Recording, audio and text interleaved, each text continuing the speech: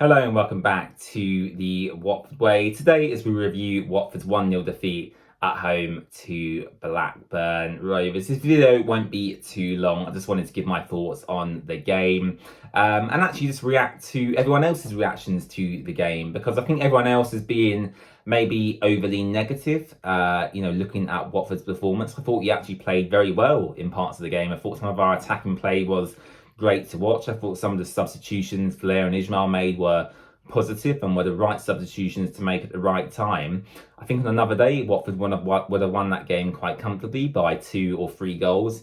And I think Blackburn won the game through a counter-attacking move and a moment of real quality. And fair play to them. That's what they looked to do throughout the whole 90 minutes, throughout the first and second half. They sat back, soaked up the Watford pressure and counter-attacked on us, and I think that works very well, so fair play to them. However, I think Watford have to be proud of our performance. Obviously, we can't be proud in losing a game. You never want to lose a football match. I don't, you don't, the Watford players I'm sure don't want to either. But I thought in the first half, great moments of attacking play. Matthias Martins looked very, very bright indeed, hitting the bar twice during the match, actually, in the first half and in the second half as well. Should have really scored his chance in the second half. But besides the point, I thought Matthias Martins looked really, really good in this game. It was a shame Imran Louza didn't start due to what we believe to be disciplinary reasons. Valerian Ismail before the game basically come out and said the rules are there to be followed. Imran Louza has failed to follow the rules, and that's why he was dropped from the Watford team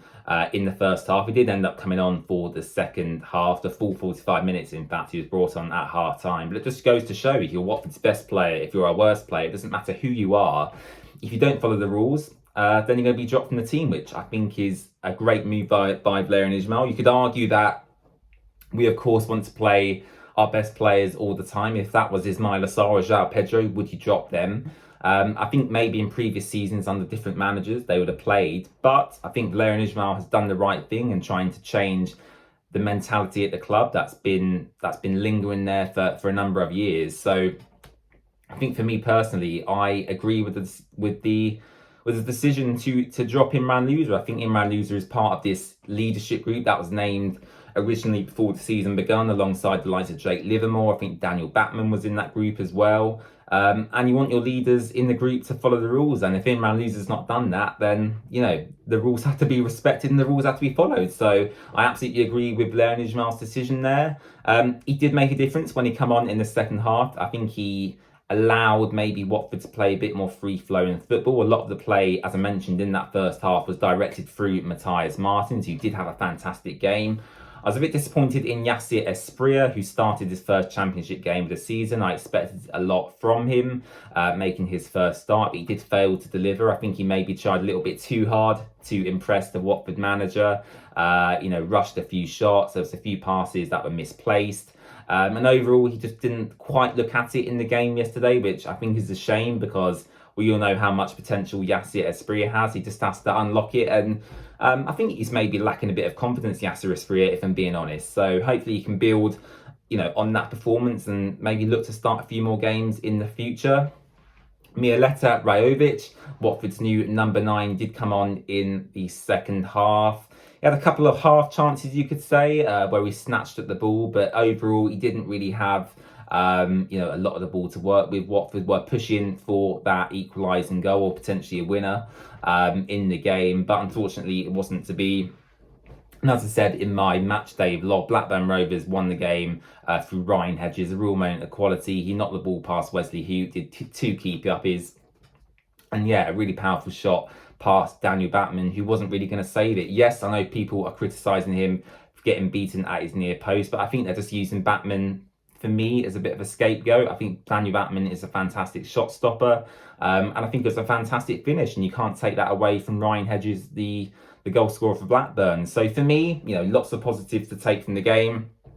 Looking at the starting 11, is there anything I particularly changed? I think Hoot and Porteous, are our 2 starting centre-backs. They're the most talented centre-backs we have at the club, so I absolutely agree with that. Ismail Kone starting his first championship game for Watford this season. He didn't look that great either. I think there was a few players today who looked just a little bit off it, maybe playing 90% of what they could do. which is a bit frustrating. Esprit was one of them. I think Kone was one of them as well. Kone, for me, has all the attributes possible to be a fantastic footballer. He's big, he's powerful, he's strong, he's tall, he's got a good passing range. But I think for me yesterday, yeah, I don't really know what it was, but he just didn't he didn't perform as I thought he would do. But I think that's going to come with time, and come with development. Ultimately, at the club, he's still a very very young player. He only made his professional football debut last year, I believe. So lots of development still to come through both Yassir Esprit and Ismail Kone. Bakumbayo, for me, again, very poor game in the first half. He should have done a little bit better. His hold up play improved at times. But yeah, you know, from a Watford striker, you want a lot more than Bakumbayo is offering at the moment. And that's ultimately why Mialeta Rajovic has come into the club from Kalmar FF in Denmark. Hopefully he can kick on in the next few weeks and get his first goal for Watford, because that's something we are really lacking at the moment. We've not scored for 3.5 games now. And yeah, we need to improve in that final third. Really, our decision making is great up until that point.